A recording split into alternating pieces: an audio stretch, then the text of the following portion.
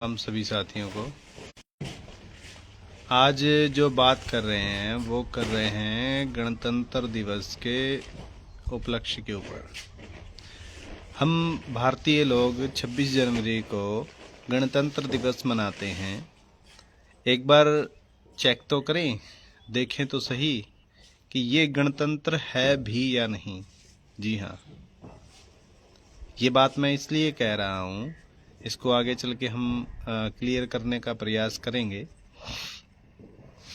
कि ये गणतंत्र है भी या नहीं। वो इसलिए कि जिस त्योहार का या जिस उपलक्ष्य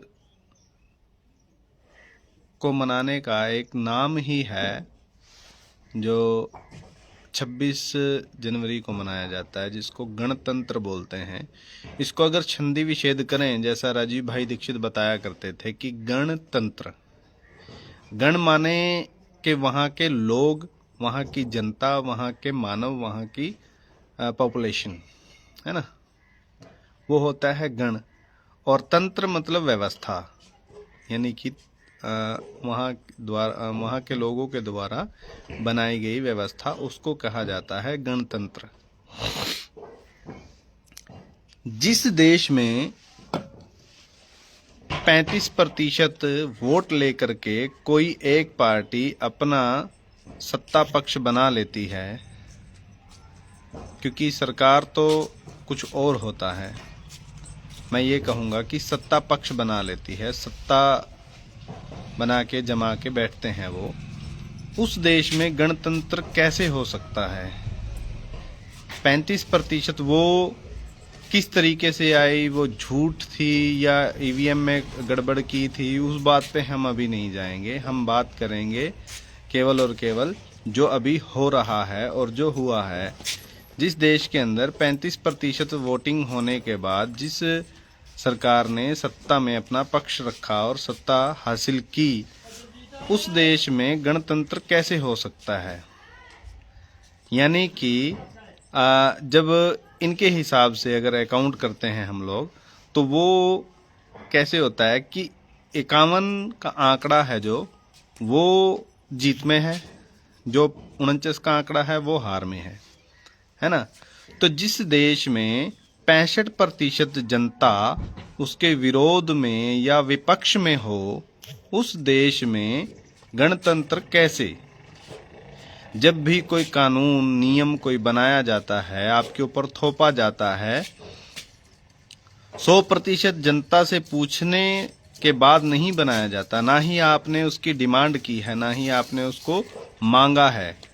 और बिना मांगे, बिना डिमांड किए और बिना आपका पक्ष लिए, बिना आपकी राय लिए उस कानून को बना दिया जाता है, जैसे कि अभी हो रहा है। जो ज़मीनें छीनी जा रही हैं, अलग अलग कानून बना करके किसानों की ज़मीनें छीनी जा रही हैं, और सड़क बनाने का जो इन्होंने सिस्टम बनाया हुआ है, या कोई भी ऐसा काम जो जनता के लिए ये बनाते हैं, जनता से पूछा भी नहीं,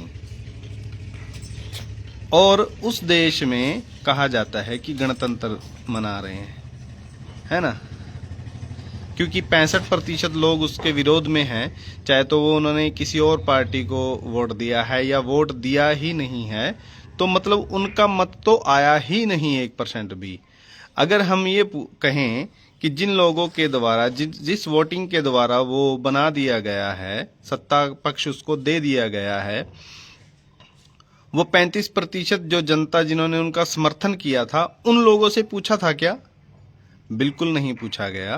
क्योंकि कोई भी कानून, अभी जो रेल मार्ग बनाए जा रहे हैं प्राइवेट, ठीक है, वो क्या कहते हैं, ट्रेन, जो बुलेट ट्रेन चलाई जा रही है, उसको क्या कहते हैं, कौन सी ट्रेन है वो ट्रेन बनाई गई है, वो चलाई जाती है। उसको चलाने के लिए जो ट्रैक बनाया गया है, रेल मार्ग बनाया गया है, उसको बनाने के लिए किसी का पक्ष नहीं लिया गया और किसी को राय नहीं ली गई, उठा करके उस कानून को बना करके थोप दिया और जनता के ऊपर लाद दिया गया, और जनता ढो रही है उसको, जिसको गण बोला जाता है, जिसको गणतंत्र कहते हैं। उस देश में उस जनता से पूछा भी नहीं जाता है दोस्तों।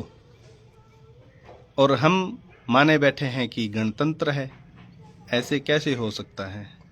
किसी कंपनी को ला करके हमारे बीच में खड़ा कर दिया जाता है, हमारे देश में आकर के वो पूरा गंद फैलाती है, पूरे देश की इकोनॉमिक को प्रभावित करती है, पूरे देश के पानी को प्रभावित करती है, वहाँ के लोगों को न जाने क्या क्या दिक्कतें भोगनी पड़ती हैं, और उस कंपनी को लाकर यहाँ खड़ा कर दिया जाता है। जैसे 100% FDI लेकर के आए थे और ना जाने क्या क्या कौन सी कंपनियां यहाँ आई। किसी भी एक व्यक्ति से पूछा गया है क्या, सत्ता पक्ष से बाहर के किसी व्यक्ति को, कि ये काम करें हम लोग या नहीं करें? नहीं पूछा गया। तो ये गणतंत्र नहीं हो सकता, क्योंकि गणतंत्र का मतलब होता है वहाँ के लोगों के द्वारा बनाई गई व्यवस्था, और ये लोगों के द्वारा बनाई गई व्यवस्था बिल्कुल नहीं है। ये केवल और केवल कॉरपोरेटों की बनाई हुई व्यवस्था है। वो उन्होंने अपने घर भरने हैं, उन्होंने अपना पूरा का पूरा कंट्रोल करना है, 100% कंट्रोल करना है उनको हमारे ऊपर, हमारे देश के लोगों के ऊपर 100% कंट्रोल करना है। सिर्फ और सिर्फ यही उनका लक्ष्य है, यही उनका उद्देश्य है। इस उद्देश्य को पूरा करने के लिए जो भी इनसे किया जाता है, अपने ही द्वारा बनाए गए नियम को तोड़ डालते हैं 1 सेकंड में। 1 सेकंड लगता है, 1 मिनट लगता है, इनको तोड़ डालते हैं। और ये बिल्कुल निंदनीय है, ये बर्दाश्त करने लायक नहीं है, मैं ये कहता हूँ। तो जो लोग ये मानते हैं कि इस देश में गणतंत्र है, वो एक बार रिसर्च करें, ध्यान करें कि चल क्या रहा है, हो क्या रहा है। मैं तो यही गुजारिश करना चाहूँगा अभी सभी दोस्तों से, सभी साथियों से। और इस मुद्दे को बहुत गहनता से समझने की ज़रूरत है, क्योंकि जब तक हम समझेंगे नहीं तो जानेंगे कैसे। ये ज्ञान युद्ध है, जो लोग जानेंगे वही इस युद्ध का हिस्सा बन पाएंगे। जिन लोगों को ज्ञान होगा वही लोग इस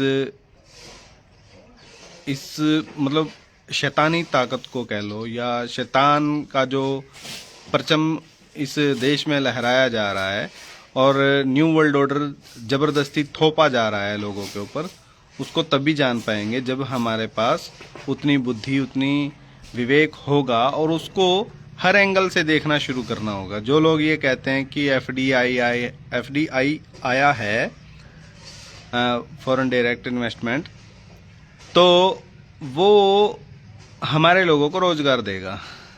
हमारे लोग जो हैं वो रोजगार के लिए विदेश जा रहे हैं और वो रोजगार देगा।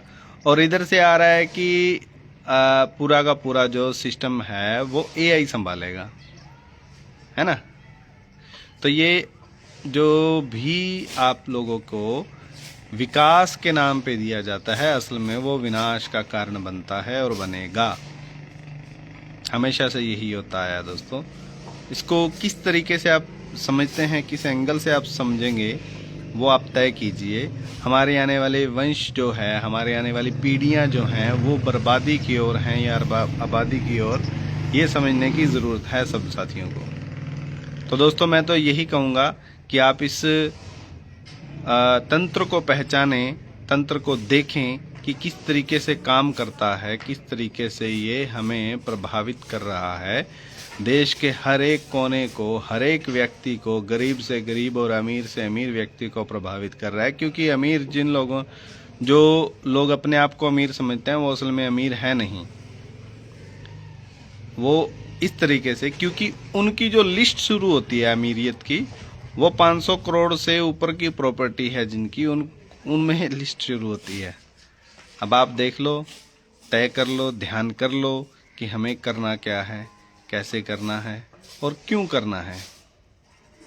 क्योंकि हम तो ये मानते हैं कि हम जो भी आप लोगों को इन्फॉर्मेशन देते हैं या आप लोगों तक वो बात पहुंचाने का प्रयास करते हैं, इसलिए कर रहे हैं कि हमारे आने वाली पीढ़ियां बर्बाद ना हो। जितनी बर्बादी हो चुकी है, इसको आबाद करने की ओर सिलसिला शुरू हो, ताकि वो भाईचारा, वो प्रेम प्यार, वो मित्रता, दोस्ती, वो गाम राम क्या कर दे वो फिर से स्थापित हो पाए। तो इसी के साथ हम अलविदा लेते हैं दोस्तों। आप देखिएगा जरूर, ध्यान जरूर कीजिएगा कि ये जो गणतंत्र है ये गणतंत्र है भी या नहीं, इसके ऊपर आपको चिंतन करना ही होगा। अगर है तो ये कैसे है, अगर नहीं है तो ये कैसे नहीं है और क्यों नहीं है, और ये गणतंत्र बनेगा कैसे, इसके ऊपर हमें चर्चा करने की ज़रूरत पड़ेगी। नमस्ते दोस्तों, तब तक के लिए वंदे मातरम, जय हिंद, जय सुभाष।